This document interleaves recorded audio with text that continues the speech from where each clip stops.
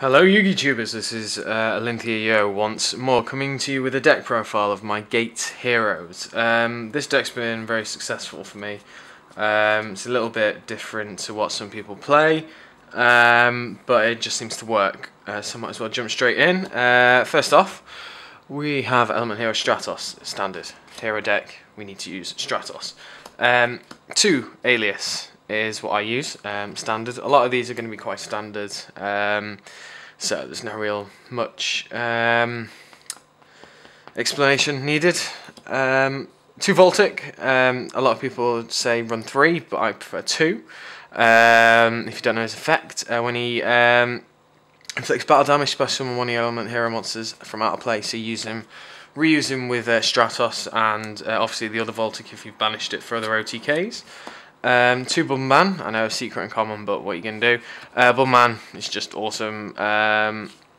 Yeah, obviously water target for 0, who I use quite a lot. My fire target comes out as a 1/8 and gets 200 for each element hero on your side of the field, so again you can use him with Voltic if you're starting to spam a lot. Here's one of the interesting texts that I have, Neo Grand Space Mole. A lot of people probably say, what the hell are you doing with this card in the deck? Works surprisingly well, definitely against mirror matches, and just in general it's just nice to have it there and stall a little bit.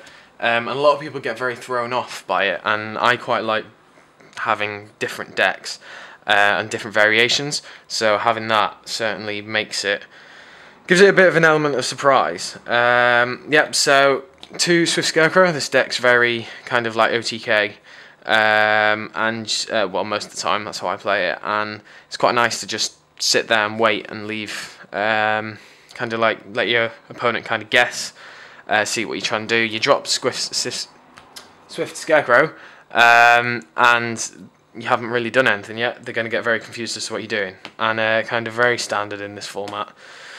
Trip Veiler, shining target as well, so you know it's all good. Then moving on to the spell and traps. For spells, we've got 3 Fusion Gates and 3 Terraforming. The reason I play 3 Terraforming as opposed to 2, I know it's cloggy, but the whole point is you need to get to Fusion Gate quickly, so you know just increase the chances of getting to it. And yeah, Fusion Gate's just awesome, so might as well. 3 Emergency Call, because standard, and that also doubles up with Rota, so it's all good. 2 Hero Lives, because again, just big pushes to go straight for the game. Found this so useful, especially when, you know, late game. Start of the game it's not very good because you don't really want to use it. You don't really want to half your big maximum life points. But you know, once you've started using all your cards, taking a bit of life point damage, it certainly starts to get quite good. And you'll see why I kind of play 2 of them a little bit. Well, now 1 Miracle Fusion and 2 Parallel World Fusion. The reason I run 2 Parallel World Fusion is because I've been playing around with the variation of this a lot. And I've had 3 of these, none of them, 2 of them, 1 of them, now 1 and 2, and this is the one that I found a little bit more useful. Obviously with Gate Heroes you're banishing a hell of a lot, and I just found it more useful. It's a lot better, and also with Hero Lives you can whack Stratos back in.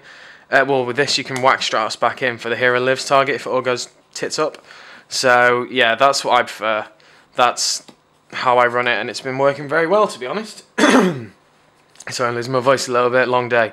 2 Smashing Grounds, because yeah, I like to pave the way to try and obviously get rid of the opponent's monsters so I can OTK a little bit more. 2 MST, 1 Super Poly, only 1, considering even taking it out, but obviously Escardo, or whatever the fuck his name is, the Dark Hero is coming out in about a month's time, if not less, in August. So yeah, this is probably going to go up to 2, because there are that many darks. You are just going to rape everyone. And then kind of the standards: Monster Reborn, Heavy Storm, Dark Hole, and finally Future Fusion for the spells and traps. Future Fusion, awesome, just great for dumping stuff, and you can kind of scare them. Normally, it depends what I go for with Future Fusion. It completely depends on the scenario, when I get it and so on and so forth. But, you know, it's just good to dump it into the grave, and then with obviously your Miracle Fusion targets as well, so it's quite good. But yeah, a lot of the time I'll go for something like Trinity, maybe, or I'll just dump Nova and Bubbleman to get either. Not Nova, sorry. Dump Fire target, whatever the hell his name is, I forget. And Bubbleman to either get either or, so it's quite good. And then for the traps, only two Royal Decree, just because I side most of the traps. It's over on my desk, and I can't bother going up to get it, but I like side my Solemn Brigades and like my Safe Zones and Fiendish Chains, so on and so forth, because it confuses my opponent.